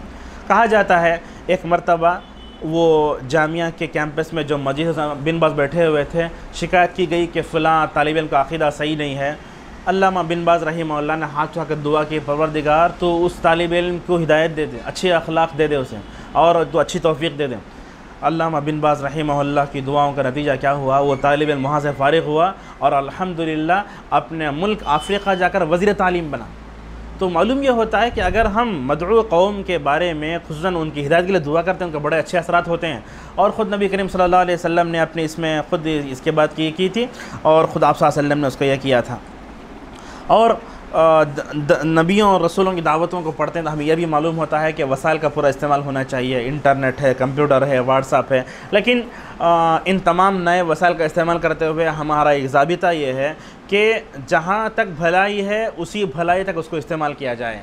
अगर उसमें ख़राबी पैदा हो जाती है तो इन नए वसाइल से दूर रहने में भलाई है, एक बात। दूसरी बात, इंटरनेट है, कंप्यूटर है, सीडी वगैरह है, इन तमाम चीज़ों का इस्तेमाल करते हुए एक आदमी को उसके फ़ायदे और उसके नुकसान दोनों जानकर उसके करीब जाना चाहिए।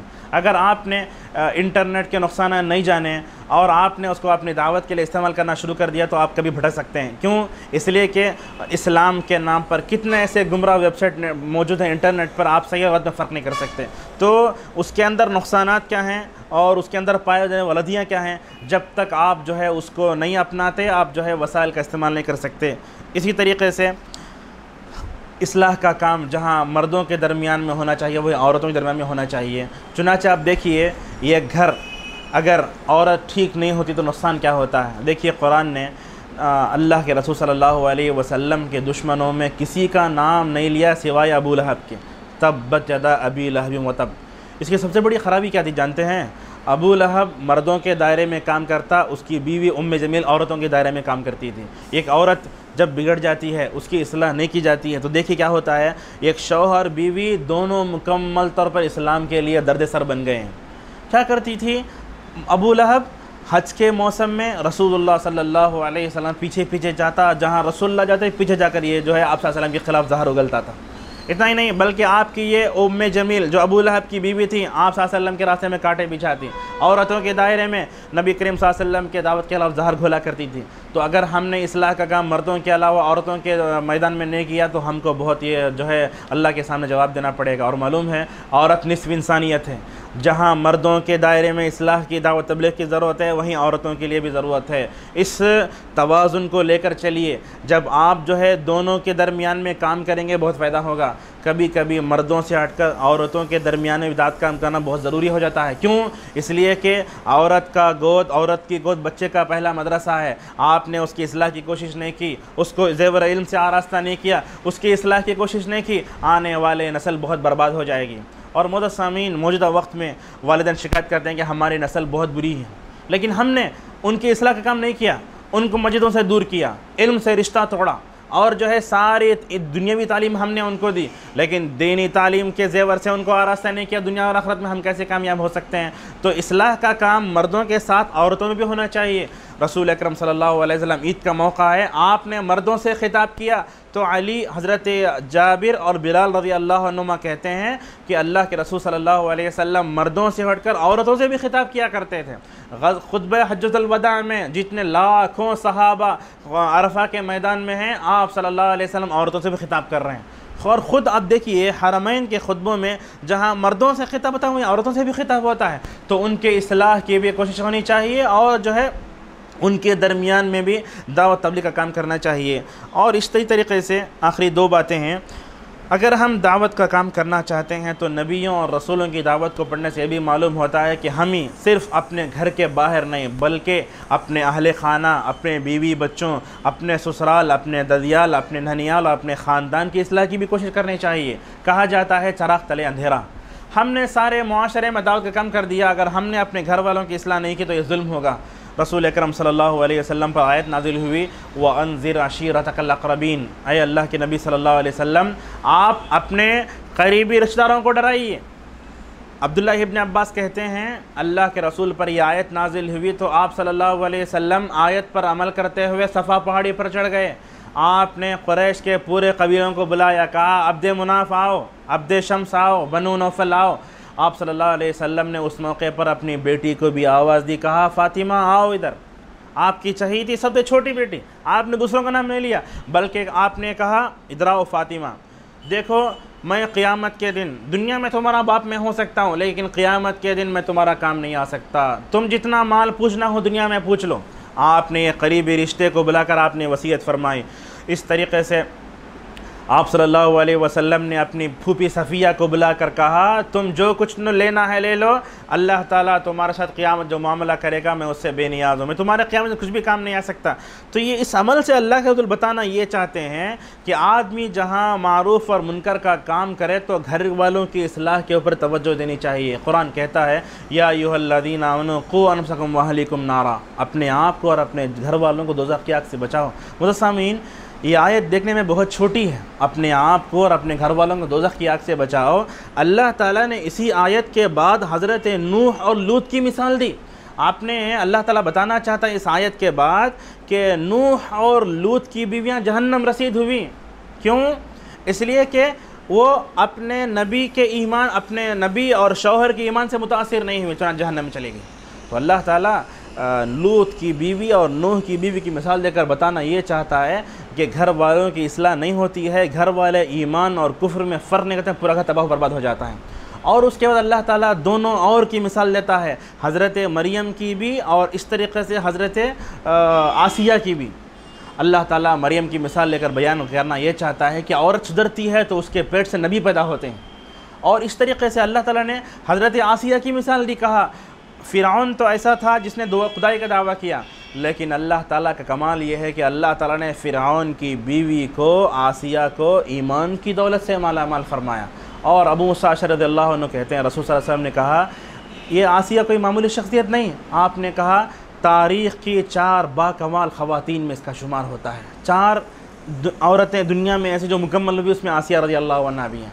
तो अल्लाह ताला बताना ये चाहता है कि अगर घर की इस्लाह हो जाए, घर में अगर मारूफ़ का काम हो जाए तो घर की इस्लाह हो जाएगी। अगर हमने घरों में मारूफ़ का हुक्म नहीं दिया, मुनकरात से नहीं रोका, अपने ख़ानदान में हमने दोनों चीज़ों को ऐसे ही छोड़ दिया, तो अल्लाह ताला कल जो है इन तमाम चीज़ों के बारे में हमसे पूछेगा। और ख़ुद नबी करीम सल्लल्लाहु अलैहि वसल्लम अपने घर में मारूफ़ का हुक्म देते, मुनकरात से रोकते। एक मरतबा आपके घर में कुत्ता दाखिल हो गया था, आपने घर की दहलीज पर खड़े होकर कहा, जिब्राइल ने मुझसे कहा है कि तुम्हारे घर में कुत्ता है, जब तक वो रहेगा रहमत का फरिश्ता घर में नहीं आएगा। और आप सल्लल्लाहु अलैहि वसल्लम ने नमाज के वक्त जब क़िबले की तरफ कुछ पर्दे लटके हुए थे जिसमें कुछ बेल बूटे थे, तो आपने आयशा से कहा, आयशा इसको निकाल दो, इसलिए कि इन्हीं पर्दों ने मेरी नमाज में असर डाला था, निकाल दिया। तो इससे मालूम यह होता है कि नबी करीम सल्लल्लाहु अलैहि वसल्लम जहाँ घर में बुराई देखते तो फ़ौरन उसकी तरफ रोकते और मारूफ़ हुक्म देते थे। तो ये कुछ बातें थी जो मैं बताना चाहता था। मुख्तसर खुलासा ये है कि दावत का काम करते हुए हमको नरमी, बुर्दुबारी, सब्र अपने अंदर पैदा करना चाहिए। और मैंने आपके सामने इस दर्स में बताया कि दावत के कामयाबी में अगर हम कामयाबी चाहते हैं, कुरान को पकड़िए, हदीस को पकड़िए, नबियों और रसूलों की दावत को गौर से पढ़िए कि उन लोगों ने कैसा काम किया, और सहाबा इकराम ने और तमाम नबियों और रसूलों ने तौहीद को जब मुक़द्दम किया तो दुनिया आखिरत में कैसे कामयाब हुए। और मैंने आपके सामने बताया कि दावत का काम करते हुए खुसूसन नबियों के क़िस्सों को गौर से पढ़िए, अल्लाह ताला ने नबियों के क़िस्से कुरान में क्यों ज़िक्र किए हैं और उससे हमें क्या फ़ायदे हासिल होते हैं। अल्लाह ताला से हमारी दुआ है कि अल्लाह ताला हमारे अंदर दावत का जो जज्बा रखा है, अल्लाह ताला मरते दम तक उसको हमारे अंदर बाकी रखे।